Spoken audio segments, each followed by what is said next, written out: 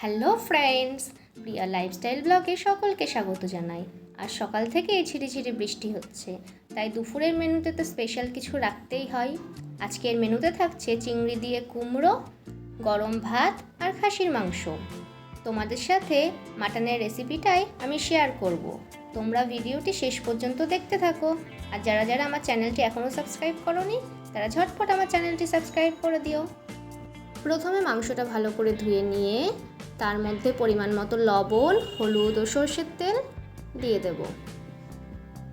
মাংসটা ম্যারিনেশনের জন্য রেখে দিয়ে এবার আমি কড়াইতে তেল দিয়ে দিয়েছি আলুগুলো ভেজে নেওয়ার জন্য। আলুগুলো একটু ভেজে তার মধ্যে সামান্য পরিমাণ লবণ, হলুদ দিয়ে নেড়ে চেড়ে আলুগুলোকে নামিয়ে নেব।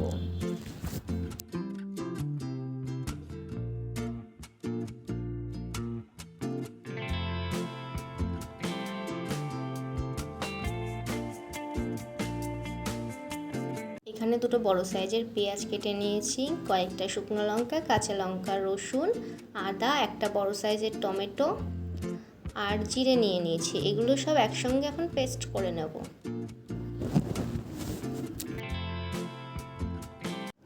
কড়াইতে তেল দিয়ে ফোড়নের জন্য দুটো তেজপাতা, শুকনো লঙ্কা, জিরে, দুটো এলাচ, লবঙ্গ, দারচিনি দিয়ে একটু নাড়াচাড়া করে কেটে রাখা পেঁয়াজগুলো আমি দিয়ে দিচ্ছি।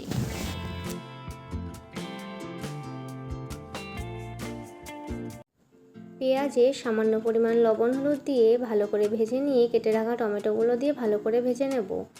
তারপর পেস্ট করে রাখা মশলাটা দিয়ে তার মধ্যে সামান্য পরিমাণ লবণ, হলুদ ও কাশ্মীরি লঙ্কা দিয়ে ভালো করে নেড়েচেড়ে মশলাটা কষিয়ে নেব। মশলাটা ভালো করে কষানো হয়ে গেলে তার মধ্যে ম্যারিনেট করে রাখা মাংসটা দিয়ে দিচ্ছি। মাংসটার মশলাটা নেড়েচেড়ে ভালো করে কষিয়ে নেব। 5 মিনিট ভালো করে কষিয়ে নেওয়ার পর দুটো আস্ত রসুন আমি মাংসের মধ্যে দিয়ে দেব। দিয়ে মিডিয়াম ফ্লেমে মাংসটা আমি রান্না করব 5 মিনিটের মতো।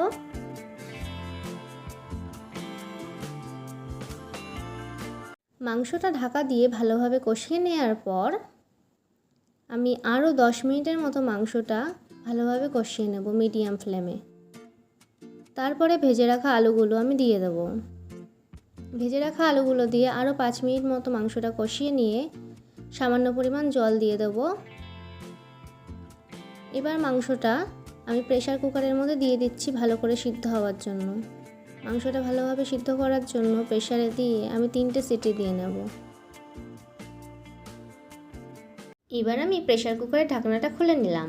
আর এই ঢাকনাটা খুলে নিলে মাটন কারি কিন্তু একদম পারফেক্টলি রেডি। কি দেখে লোভ লাগছে তো? সত্যি বলতে এরকম মাটন কারি হলে লোভ সামলানো খুবই মুশকিল, তাই না? গরম গরম ভাতের সাথে পরিবেশন করো এই মাটন কারি। ভিডিওটি ভালো লাগলে লাইক, কমেন্ট, শেয়ার করতে ভুলো না। আর আমার চ্যানেলটি জলদি সাবস্ক্রাইব করে দিও।